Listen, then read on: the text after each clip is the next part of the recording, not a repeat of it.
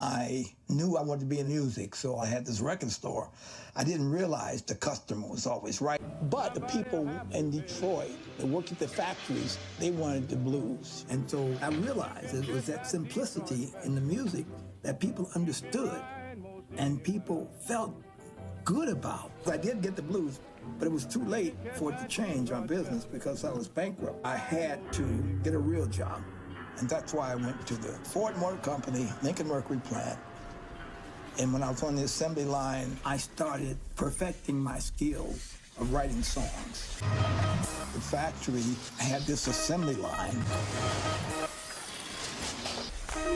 And I would see the cars start out the bare metal frame and go around the circle.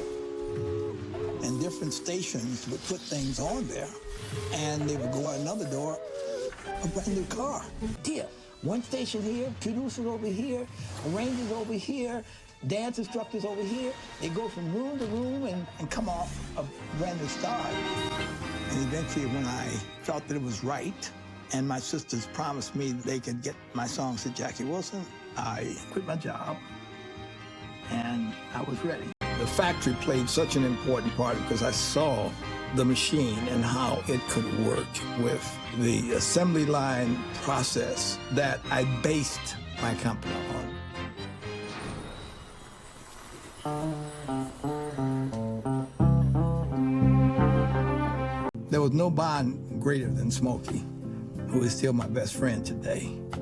If I were doing this, I'd call this, just forget everything else and say, Berry and Smoke. You know, just Berry and Smoke. I always loved singing. Smokey Roberson was a member of a group that was auditioning for Jackie Wilson's manager.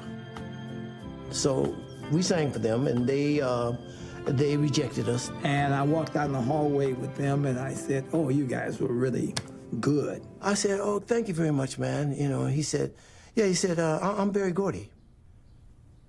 What? The Berry Gordy who wrote Reed Petite? You Berry Gordy? I said, yeah, the only one I know, you know. And then he made a mistake because he said, "You got any more songs, man?"